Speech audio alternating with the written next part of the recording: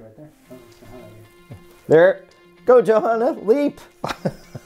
So today's episode of Founders Corner is going to be open. So let's talk about being open, and I'll be open about it.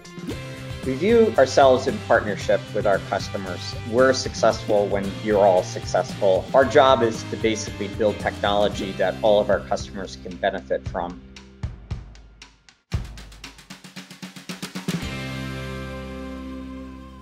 A lot of people are surprised at how we operate as a company and how open we are with pretty much all of our data and pretty much how and why, and even this blog series that we're doing around Founders Corner, try to share, the lessons that we've learned, and also it helps us kind of think through things. So let me give you some background on why we've decided on this strategy of being so open.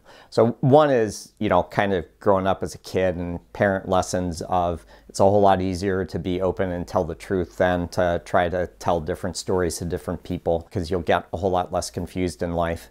But it really kind of gelled for me kind of in the late 90s and early 2000s when I really got into open source. So I have a background in startup software companies, and a lot of those have been around the open source type of concept. And in open source, basically a software developer will put all of their code, all of their source code out for everybody in the world to see and do whatever they want to with it. I found this very fascinating for multiple reasons.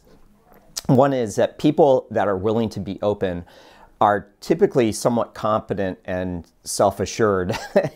And so that's kind of interesting. But the other interesting thing is that because they're open, a community can gather around them and everybody can understand what that open source project is doing. And because it's easy to use, easy to adopt, and free, then widespread adoption happens. This is how Linux was successful. This is how my friends Kosuke Kawaguchi became successful with Jenkins, and countless other open source projects like Apache, which is the web server that everybody uses, and so on. So openness was kind of very foundational for me. And the software companies I've been a part of have typically been oriented around open source as a core philosophy and core software business practice. So when we started RunSignup, it was started as a SaaS company because what does a race director care about open source software or anything like that? But we took this very open approach. And part of that openness was, well, we don't own, the contact information of the people that are signing up for the races that are being held. And this was counter to what other vendors were doing in the marketplace. They owned it and remarketed to it. And it still amazes me, companies will own your data as an event director, and they will sell it to other event directors to try to get people to come to their events. And I don't know, it just rings false for me. And that was kind of one of the reasons why the company got started, is that type of a business model just didn't seem open enough to me. The thing that we're trying to do by also being open is basically sharing our experience. And in the process of sharing that experience, we're actually learning. So a lot of the blogs that I write, for example, are really a way to help me kind of think through a problem. And so when we do that, we hopefully come up with better ideas and better strategies of how to run the company. And then in terms of our data, we publish a yearly race trends report. Twice a year, we publish a blog post about the state of the endurance marketplace and things like that. This contains a truckload of information that is very useful to the marketplace in general.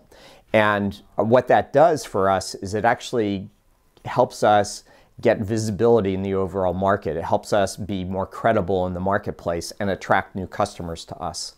The final thing about being open is that if you're open, all of your employees understand what it is that you do.